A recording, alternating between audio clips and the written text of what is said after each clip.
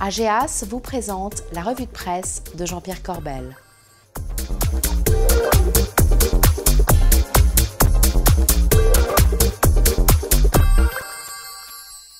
Bonjour, une revue de presse un peu exceptionnelle en direct de Montréal dans la douceur, enfin presque la douceur de l'été indien et loin des tribulations ridiculo-médiatiques d'une ministre qui savait qu'elle ne savait pas tout en sachant qu'elle aurait su si elle avait su, qu'on lui poserait cette question. Mais l'événement de la semaine, c'était vendredi et c'était les chiffres du chômage aux USA qui ont acté la hausse annoncée des taux américains et de facto un effondrement de l'euro face au dollar. Un euro qui est revenu flirter avec ses plus bas de l'année vers les 1,07.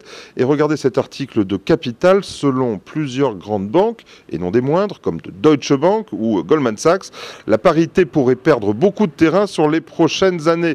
Goldman Sachs, écoutez bien, vise 0,95 $ pour un euro d'ici un an et même 0,80 d'ici fin 2017. Quant à Deutsche Bank, de son côté, elle vise aussi un objectif de 0,85 à ce même horizon. De tels écarts pourraient-ils créer des désordres boursiers? On peut le penser bien sûr, puisque les opérateurs sont accros à des banques centrales qui ont surpris ces derniers mois entre les atermoiements de la Fed et les promesses répétées de M. Draghi à des marchés qui, pour une fois, ne lui demandaient rien.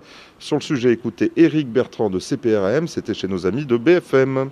On se dit, il y a un moment où le marché qui suit les banques centrales et n'écoute que les banques centrales depuis la crise va peut-être sentir un moment qu'on est en terrain incognita, que le banquier central marche sur des œufs et lui-même n'est pas forcément très certain de l'effet de ce qu'il fait. Et là, il peut y avoir une défiance, un problème de com, et rajouter à la rapidité avec laquelle le stress revient dû à la faible liquidité marché, pas la liquidité banque centrale, il y a un vrai scénario de risque à cet endroit-là.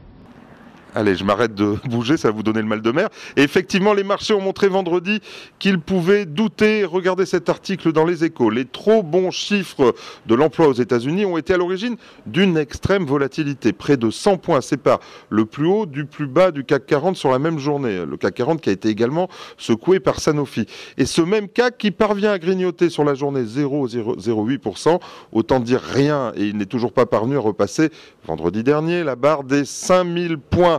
Si le risque semblait s'éloigner, eh bien c'est la peur qui est toujours bien présente et qui pourrait devenir autoréalisatrice. Alors attention, prudence, prudence.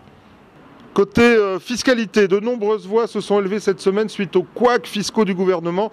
Et au-delà de la querelle politique, la question se pose d'une fiscalité si complexe qu'elle échappe à l'État.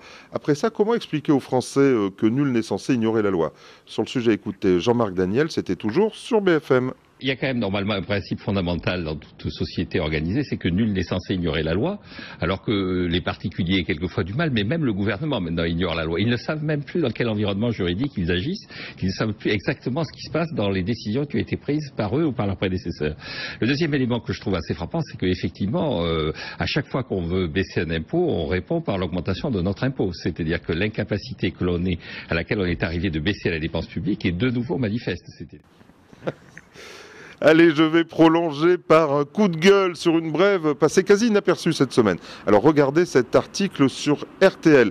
Les députés ont adopté en séance un amendement visant à rendre inéligibles, non pas eux, mais aux aides sociales, les étudiants rattachés au foyer fiscal de leurs parents lorsque les parents sont assujettis à l'ISF. Alors c'est sympa quand même pour certains jeunes qui aspirent à leur indépendance, d'autant que chacun sait que l'on peut être assujetti à l'ISF tout en ayant, du fait de valeurs foncières élevées sur un bien de famille, des revenus très faibles, voire modestes. Les retraités propriétaires à faible revenu seront, eux, bien exonérés de taxes foncières selon les instructions de désobéissance fiscale de notre ministre du Budget. Oui, mais en France, toutes nos mesures sociales visent, électorat oblige peut-être, à protéger les retraités au détriment des générations futures.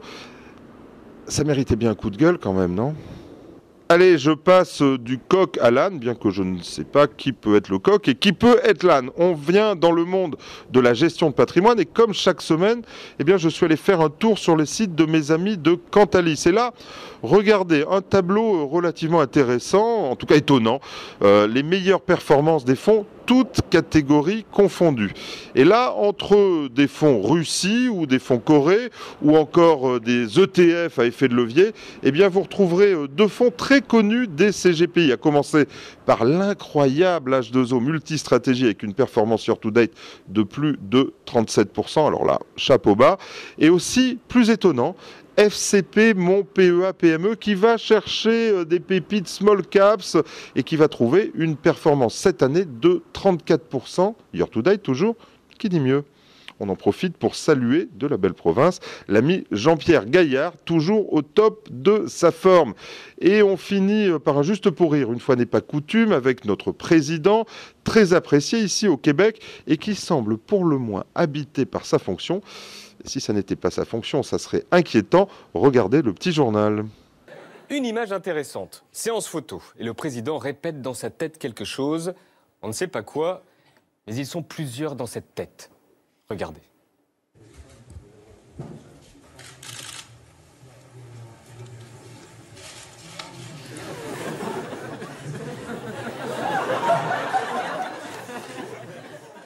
Allez, salut, je m'en vais aller magasiner avec ma blonde. Et nous, on se retrouve mardi, bien sûr, pour une nouvelle revue de presse. Là, cette fois en direct de notre douce France, avec l'ami Bogdan qui m'a manqué cette semaine. En attendant, gardez-vous bien.